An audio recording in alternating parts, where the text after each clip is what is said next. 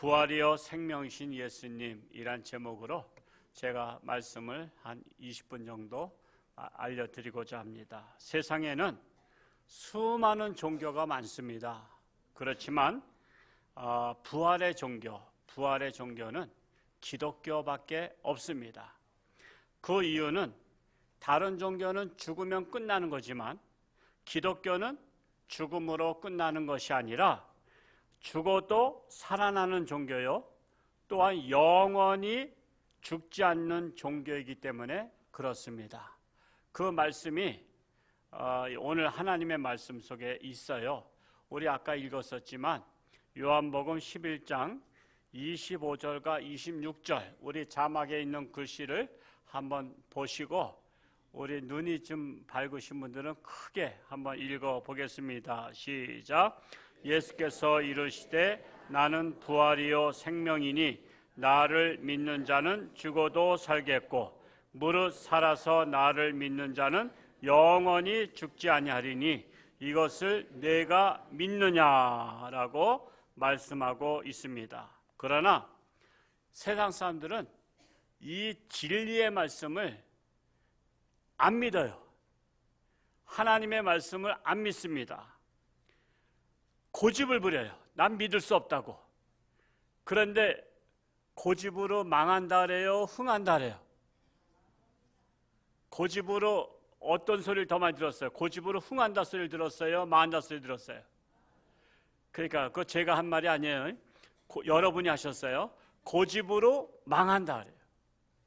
제가 명심보감을 수년 전에 읽다가 보니까 명심보감에 이런 글이 있더라고요. 고집이 센 것은 보고 들은 것이 없어서 고집이 세다. 제가 읽고서는 충격을 받았어요. 저도 그거 읽기 전에 고집이 셌거든요. 그래서 저도 고집을 안 굽혔어요. 그런데 그 말씀을 읽고 나서부터는 내가 고집을 부리면 뭐가 되는 거예요? 보고 들은 것이 없기 때문에 고집이 세다라는 결론이 나와요. 혹시 오늘 오신 분들 중에서 고집 세신 분 계신가요? 고집을 버리고 가시기 바랍니다. 고집은 좋을 게 안 돼요. 보고 들은 것이 없으면 고집이 세요. 그러니까 오늘 당장 버리시고 가시기 바랍니다. 우리 교회가 대청소할 테니까 걱정 마시고 그냥 의자 밑에다가 고집은 다 이렇게 버리고 가시기 바랍니다. 세상 사람들의 고정관념이 있어요. 세상 사람들은 눈으로 보고 손으로 만져지는 육체의 실체만 보고 믿기 때문에 그래요. 사람은 죽었다가 살아날 수 없다. 내가 지금까지 일생 살아보면서 죽었다가 살아난 사람 한 번도 못 봤다. 고로 부활은 없다라고 생각하는 거예요. 이게 사람들의 고정관념이에요. 그래서 육체가 죽으면 인생이 끝난다라고 생각을 합니다. 그러나 이 세상은요, 보이는 것만이 전부가 아니다. 여러분 보이는 것이 많을 것 같아요? 안 보이는 게 많을 것 같아요? 여러분이 지금까지 일생 사시면서 본 게 많아요? 안 본 게 많아? 안 본 게 더 많아요. 이 세상은요, 내가 보지 못한 세상이 더 많고요, 또 보고 싶어도 보이지 않는 세상이 너무나 많다는 사실이에요. 자, 그렇다면 예를 들겠어요. 자, 모든 생물은 숨을 쉽니까 안 쉽니까? 근데 숨을 왜 쉬어요? 그냥 가만히 계시지? 근데 숨을 들이마실 때 뭐가 들어가는 거예요? 공기 중에 산소가 들어가요. 산소. 근데 여러분 산소가 들어가는 게 보여요? 안 보여요? 근데 어떻게 들어갔다고 말해요? 여러분 산소를 공급받아야 사람이 살죠. 자, 만약에 바닷속에 10분 동안 들어가 있으면 죽을까요? 안 죽을까요? 물속에 들어가서 죽는 거예요? 아니면 산소를 들이마시지 못해서 죽는 거예요? 산소를 들이마시지 못해서 죽는 거예요. 그런데 만약에 물속에 들어갈 때 뒤에다가 배낭처럼 산소통을 메고 물속에 들어가서 호수로다가 입에다 끼고서는 산소통하고 연결되어 있으면 10분 아니라 1시간 지나도 살아요, 죽어요? 그땐 살아요. 왜 살죠?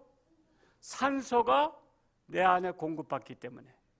자, 그러면 여러분 산소를 소중한 건데 혹시 산소를 보신 분 손 들어볼까요? 색깔이 무슨 색깔입니까? 빨간색이에요? 노란색이에요? 여러분 그걸 갖다가 무색, 무칠하래. 냄새도 없어, 산소는. 그리고 또 색깔도 없어. 그런데도 우리가 산소가 있다라고 인정하죠. 그러니까 이 세상에는 보이는 것만이 다가 아니다라는 사실이에요. 보이지 않는 것이 존재한다라고 하고 있는 거예요. 그런데 사람들은 하나님이 안 보이기 때문에 없다라고 말하고 있어요. 근데 산소는 안 보이는데 있다고 말하고 있어요. 그러면 산소가 있는 것을 설명하라 그러면 설명 못해. 그러니까 자기 스스로 모순에 빠지는 거예요. 모순에. 그래서 보이지 않는다고 해서 부정하면 지혜로운 사람이에요? 어리석은 사람이에요? 어리석은 사람이 되는 거예요. 어리석은 사람이. 저는 오늘 오신 분들은 어리석은 사람이 한 분도 없을 줄 믿기 때문에 말씀하시는 거예요. 여러분 교회에 온다는 것은 쉬운 일이 아닙니다. 정말 생각이 깊은 분들이나 오시지 생각 없는 사람은 교회 안 와요. 그래서 여러분 참 잘 오셨어요. 자, 이와 같이 인간의 육체 안에 여러분 안에 정신이 있으세요? 없으세요? 정신 있으세요? 없으세요? 정신을 한번 지금 다 꺼내서 저한테 한번 보여주세요. 시작. 여러분 왜 정신을 안 보여주세요? 있는데 아까워요 저한테 보여주기가? 여러분 우리 안에 정신이 있어요? 근데 정신이 보입니까? 안 보입니까? 안 보여. 근데 안 보이는데 있다래. 그거 혹시 고집 아닌가요? 자, 정신은 육안으로는 볼 수 없지만 육체 안에 정신이 있어야만 사람 구실하고 사는 거 아시죠? 자, 육체 안에 있어야 할 정신이 나가면 어떻게 돼요? 자, 정신이 나갔어. 그러면 그 사람 갖다 뭐라 그랬냐면 정신 나간 사람이라 그래요. 자, 정신 나갔다고 여러분에게 말하면 기분이 좋아요? 나빠요? 왜 나빠요? 정신 나갔다는데? 정신 나갔다는 것은 뭘 의미하죠? 그거는 뭐라 그럴까? 미쳤다고 말하기도 좀 그렇고 제정신 아니라고 말하기도 그렇고 좀 정신 나갔다 그러면 기분 나빠. 우리 옆에 분한테 한번 그래 볼까요? 당신 정신 나갔네요 그래 보세요. 근데 원수대 정신 나갔다 그러면 우리는 정신 나갔다 그러면 나가는 것이 보이진 않지만 정신 나갔다 그러면 기분 나쁘고 당신은 정신이 아주 안에 콕 틀어박혀 있다 그러면 기분 나쁠 거 전혀 없어요. 정신이 안에 있다 그러면 기분 나쁘지 않아요. 자, 그러면 그럼에도 불구하고 자세하게 설명할 수 없지만 내 안에 정신이 분명히 있으니까 우리는 믿을 수밖에 없는 거예요. 그런데 어린아이들과 어른들의 수준이 다른 거 아시죠? 어린아이들은 꼭 보여줘야만 믿는 습성이 있어요. 어린아이들은 이해도가 짧아서 그래서 교회에서도 그림 설교를 많이 하고 영상 설교를 많이 하고 그림으로 설명해 줘야지 아하 그렇구나 이해해. 그런데 사람이 배우고 정신연령이 높아지면 그림으로 안 보여줘도 말 한마디만 해도 지혜로운 사람은 10마디를 깨달아요. 오늘 오신 분들은 제 설교 듣고 오늘 설교 듣고 10가지를 깨닫고 돌아가시기를 축복합니다. 자, 그러므로 정신 있는 사람은 말로 설명해도 이해하고 정신이 없는 사람은 말로 설명하면 도저히 이해하지 못한다라는 것입니다. 그렇다면 여러분은 제가 지금 설교하는 것이 이해가 돼요, 안 돼요? 안 되신 분이 많으신 것 같아요. 아직도 이해가 안 돼요? 이해가 되면 가만히 계셔보세요. 다 이해가 되시네. 하여튼 이해가 돼요. 자, 이와 같이 인간의 육체 안에는 정신이 들어있어요. 인간의 육체 안에 정신이 있어요. 정신은 밖에 나가면 안 돼요. 정신은 항상 내 안에 존재하고 있어야 돼요. 자, 정신이 있고 그 정신 안에 또 뭐가 있어요?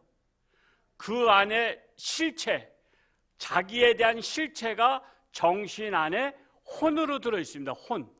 그것을 기독교 용어로 영혼이라 그래요. 영혼. 자, 이거를 사과로 비유해 보겠어요. 사과로. 그래서 또 사과를 갖다 놨어요. 누가? 2개씩이 갖다 놨는데 사과를 제가 칼이 없으니까 손으로 잘라보겠어요. 잘랐어요. 야, 제가 맛을 부리고 참 제 손에 힘이 대단하네.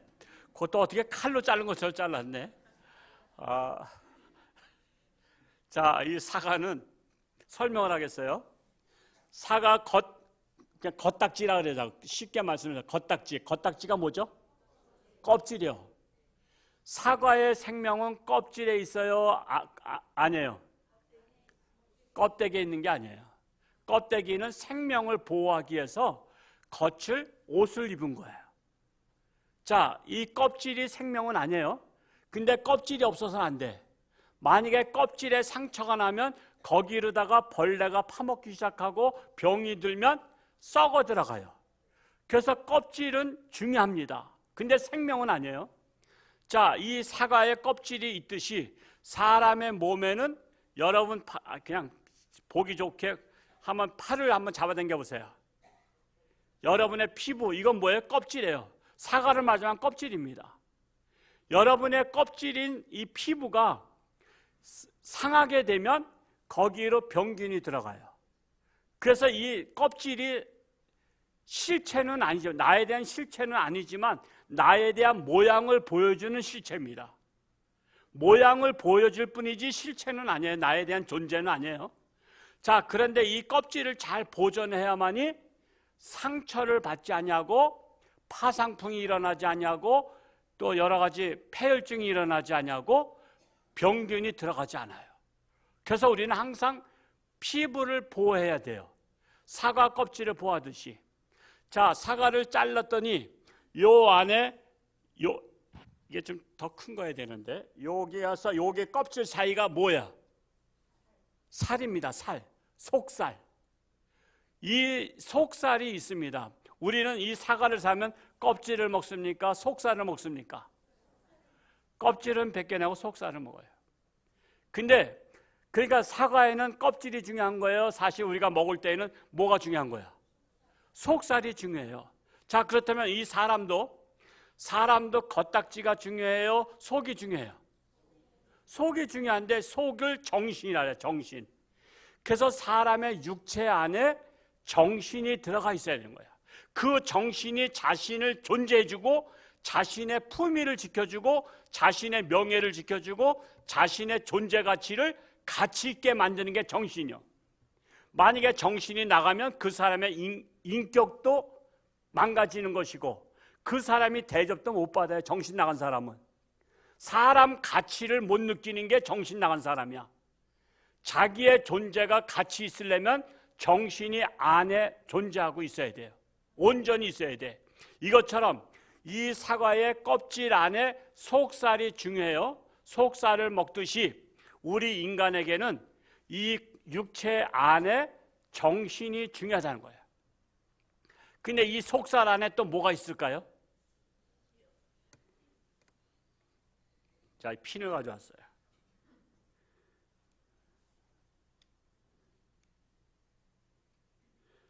이 안에 씨앗이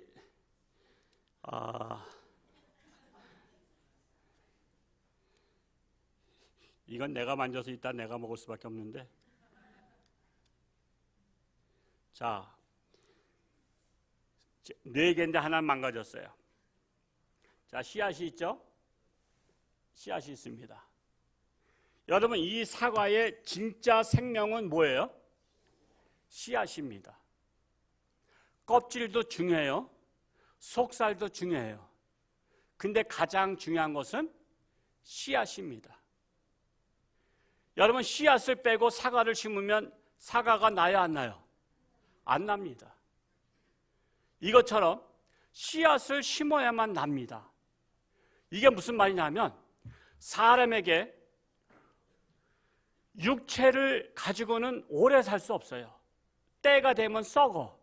우리 정신도 육체가 썩으면 같이 사라지는 거야. 육체 안에서만 보관되어 있는데 이 육체 안에 뭐가 있냐면 씨앗과 같은 영혼이 있어요.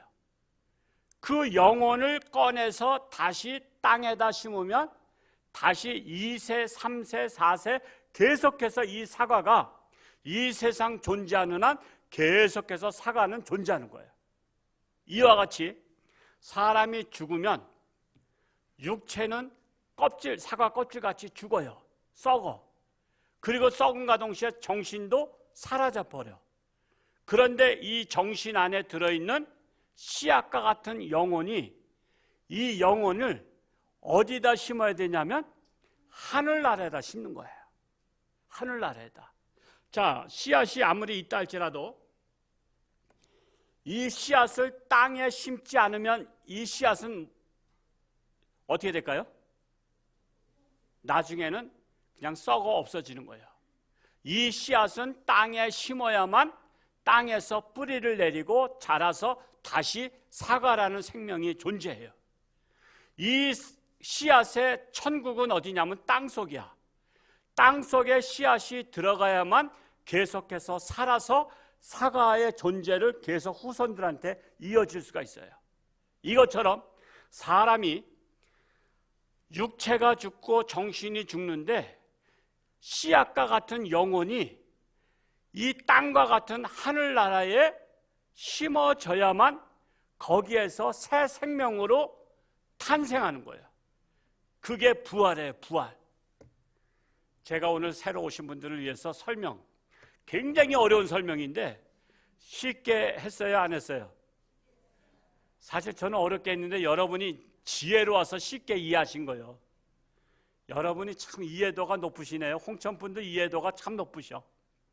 홍천중앙교회 다니시기에 딱 좋으신 분들이 오셨어요. 오늘 합격하신 분들이 오셨어요. 합격입니다, 합격.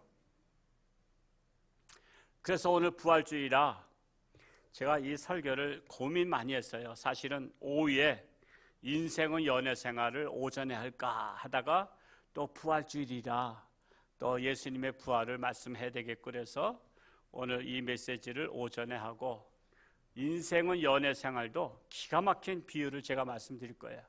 그러니까 오늘 여러분 점심 잡숫고 또 오후에 참석하셔도 전혀 쫓아내지 않을 테니까 그냥 점심 잡숫고 이 교회에서 차 마시고 즐기시다가 오후에 인생은 연애 생활이 과연 뭘까 기대하시라 개봉박두. 아마 오늘 또 중요한 메시지를 전하게 될 것입니다. 이제 충분히 여러분 이해가 되셨죠? 자, 그래서 인간의 생명인 영혼이 하늘나라에 심어져야만 거기에서 새롭게 부활하는 것입니다. 그래서 새롭게 살아나서 영원히 사는 거예요. 우리 요한복음 11장 25절을 다시 한번 읽어볼까요? 11장 25절 시작. 예수께서 이르시되 나는 부활이요 생명이니 나를 믿는 자는 죽어도 살겠고 예수를 믿는 자는 죽어도 산다는 거예요. 그래서 우리가 중요한 게 26절이 중요해요. 26절을 또 한번 같이 읽어보겠습니다. 시작. 무릇 살아서 나를 믿는 자는 영원히 죽지 아니하리니 이것을 내가 믿느냐? 언제 믿어야 돼요? 살아있을 때. 무릇 살아서 예수를 믿는 자는 영원히 죽지 아니하리니. 근데 어떤 사람들은 좀 약간 약삭빠른 사람은 이렇게 생각해요. 아유, 나는 세상 재미 보다가 죽기 일보 직전에 나 예수 믿고 천국 갈 거야. 근데 죽기 일보 직전을 아는 분이 계셔요, 없어요? 없어요. 제가 장례식을 마치고 우리 홍천역에 봉안당 있죠? 우리 그 하완리 거기 가끔 이제 가서 보면 제가 사진들을 쫙 봐요. 사진들을 딱 보면은 다 90세 넘으신 분만 계셔요. 어떤 사진은 어린아이 사진도 있더라고. 어떤 사진은 초등학생, 어떤 사진은 중고등학생, 어떤 사진은 청년, 어떤 사진은 결혼한 지 얼마 안 된 것 같은데 가신 분도 계셔. 우리 인생은요, 자기가 언제 갈지 몰라요. 그렇기 때문에 우리가 미래를 준비하는 사람은 살아있을 때 부활하신 하나님의 아들 예수님을 먼저 믿어놓는 거야. 안심하게 믿어놓고 언제든지 내가 교통사고 나서 죽든지 병으로 죽든지 어떤 모양으로 죽든지 내가 제정신 아닐 때 뒤에서 누가 나를 죽이든지 내가 예수를 믿어놓으면 죽음과 동시에 나의 영혼은 하늘나라로다가 이동해서 하늘나라에 심어져서 새로운 생명으로 태어나는 게 부활입니다. 오늘 이거 이해가 돼요, 안 돼요? 이해가 되신 분은 오늘 당장 등록하시고요. 이해가 안 되신 분은 다음 주까지 또 들으시고서는 다음 주에 등록하시거나 하시고, 다음 주까지 오셔서도 이해가 안 되는 분은 계속 나오시기 바랍니다. 그러면 한 10번 정도 들으시면 이해가 될 거예요. 하여튼 여러분, 나는 등록 안 할 거야, 고집 부리신 분 한 분도 없기를 축복합니다. 그래서 우리가 살아있을 때 부활하신 예수님을 믿어야 우리가 영원히 살 수 있다는 것입니다. 오늘 27절을 다 같이 한번 고백해 보겠는데요. 제가 짤막하게 제가 할 테니까 여러분 한번 목소리 크게 한번 따라서 하시기 바랍니다. 주는 그리스도시요 세상에 오시는 하나님의 아들이신 줄 내가 믿나이다. 아멘. 자, 오늘 이 고백하신 분은 일편단심 예수님을 믿고 다 영생을 얻을 수 있기를 축복합니다. 기도하겠습니다. 하나님 아버지, 감사합니다. 오늘 이렇게 예수님을 믿고 또한 결단하고 또한 구원을 받기로, 영생을 받기로 작정한 자마다 참으로 하나님의 은혜 가운데서 오늘이 가장 복된 날이 되게 하시고 내 일생의 전환점이 되게 하여 주옵소서. 예수님이 부활하신 것처럼 우리의 생명도 이 땅에서 육신이 다하는 날 우리의 영혼이 부활해서 예수님과 함께 영원히 사는 축복된 인생들이 되게 하여 주옵소서. 예수님의 이름으로 축복하며 기도하옵나이다. 아멘.